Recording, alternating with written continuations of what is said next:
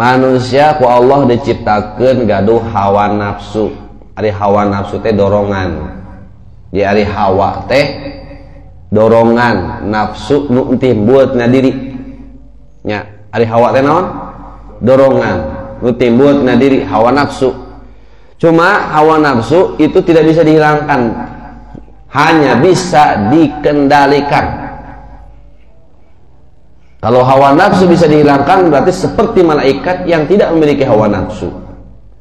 Manusia fitrahnya memiliki hawa nafsu. Cuma kita berkewajiban untuk mengendalikan, bukan menuruti hawa nafsu.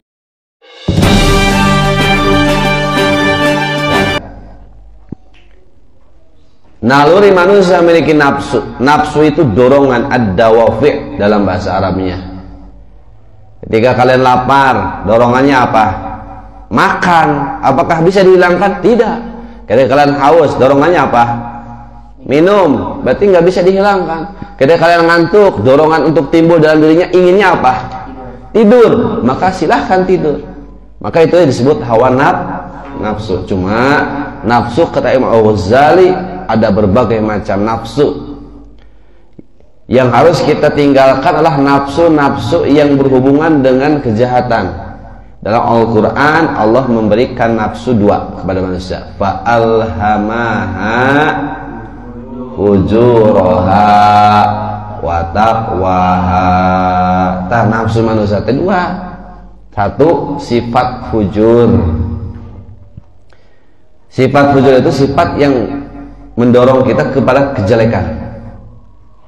Ada nafsu yang mendekatkan kita kepada Allah, yaitu sifat takwa, hawa takwa, nafsu takwa, fujuroha wa takwaha. Kalau misalkan begini, boleh nggak nafsu begini nih misalkan? Si Fahri juga rajin ibadahnya, saya harus bisa nih. Bagus ya kayak gitu? Bagus. Dia juga bisa hafal 30 juz, saya masa nggak bisa? Nah, itu bagus nggak? Bagus. Ketika nafsu itu mendorong kita untuk mendekatkan diri kepada Allah, maka itulah disifat takwa. Maka Imam Al-Ghazali mengatakan nafsu itu berbagai macam. Ada nafsu disebutnya nafsu syaitoniyah, nafsu yang hubungannya seperti setan, yang pengertiannya seperti setan, sifatnya seperti setan. Itu yang harus tinggalkan. Menggoda manusia, kersolat digoda, kerpuasa digoda, kerngaji digoda, hayangna ngajak kepada kejelekan saja. Itulah nafsu yang menurut Imam Ghazali harus dimusnahkan. Ada lagi nafsu syabu'iyah, nafsu yang hubungannya dengan kebuasan. Contohnya apa? Serakah. No aing jang aing, no batur jang aing. Tak eta nafsu syabu'iyah. Gak mau melihat temennya baik, kaya, ya sukses, nggak mau. Gak mau lihat tetangga orang enak, maunya dia aja yang enak. Orang lain beli kulkas, dia mendadak panas, kan gitu. Orang lain pasang parabola, dia kalah beli paramek, kan gitu. Dia beli mobil, tetangganya dia kalah panas menggigil, kan nggak mau itu. Sabu'iyah.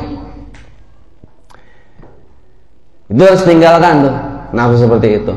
Ada nafsunya nafsu hewaniyah, nafsu yang seperti dimiliki oleh hewan binatang, itu tidak boleh kita miliki.